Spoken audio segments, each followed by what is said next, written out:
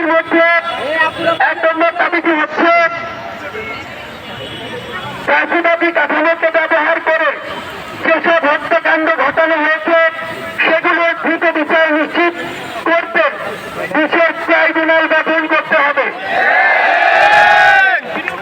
2 নম্বর দাবিটি হচ্ছে সংখ্যালঘু ভাই বোনদের উপর আওয়ামী লীগ ও 14 দল সহ যারা পরিকল্পিত ডাকাতি ও লুণ্ঠনের মাধ্যমে গণ অভ্যুত্থানকে বিতর্কিত করার প্রচেষ্টায় অংশগ্রহণ করেছে তাদের বিচার নিশ্চিত করতে হবে।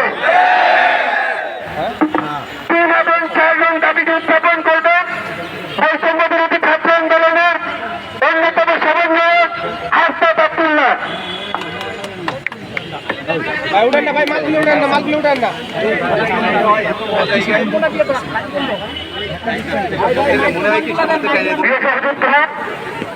আজকে আমাদের রেজিস্ট্যান্স উইক শুরু হয়েছে এবং রেজিস্ট্যান্স উইকের আমাদের যে 4টা দফা দাবি এর মধ্যে 3 নম্বর যে দাবিটি 3 নম্বর দাবিটি হচ্ছে প্রশাসন ও বিচার বিভাগে যারা ছাত্র জনতার অভ্যুত্থানে হামলা মামলা এবং হত্যাকাণ্ডকে বৈধতা দিয়েছে এবং ফ্যাসিবাদ বারংবার কায়েম করার চেষ্টা করেছে তাদের দ্রুততম সময়ে অপসারণ বিচার নিশ্চিত করতে হবে।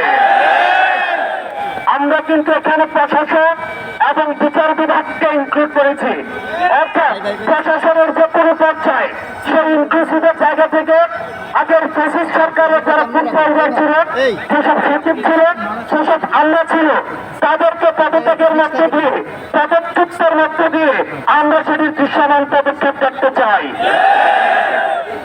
আমাদের 4 নম্বর যে দাবিটি হচ্ছে সেটি হচ্ছে প্রশাসন ও বিচার বিভাগে যারা এতদিন বৈষম্যের শিকার হয়েছে তাদের জন্য সবার জন্য ন্যায্যতার ভিত্তিতে সমান সুযোগ সুবিধা নিশ্চিত করতে হবে। আপনারা জানেন আগের যে প্রশাসনটা সেটা ছিল হাসিনার পেছামতি প্রশাসন।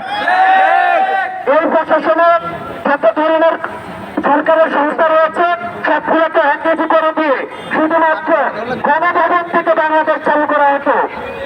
সচিবালয় থেকে সচিবালয় সবকিছুর সিদ্ধান্ত নেওয়া হতো গণভবন থেকে এবং সেখানে রাষ্ট্রের যে অন্যান্য যে প্রতিষ্ঠানগুলি রয়েছে এই প্রতিষ্ঠানগুলিকে তাত্ত্বিকভাবে অচল করে দেওয়া হয়েছে এবং সেখানে যারা যোগ্য এবং মেধার ভিত্তিতে যে আমলারা ছিল আমলাদেরকে বঞ্চিত করা হয়েছে। 4 নম্বর দফা দাবিতে সেখানে স্পষ্ট করা হয়েছে এতদিন ধরে যারা দলকানা আওয়ামী বঞ্চিত হয়েছে তাদেরকে মেধার ভিত্তিতে ন্যায্যতার ভিত্তিতে আবার সুযোগ সুবিধা নিশ্চিত করতে হবে।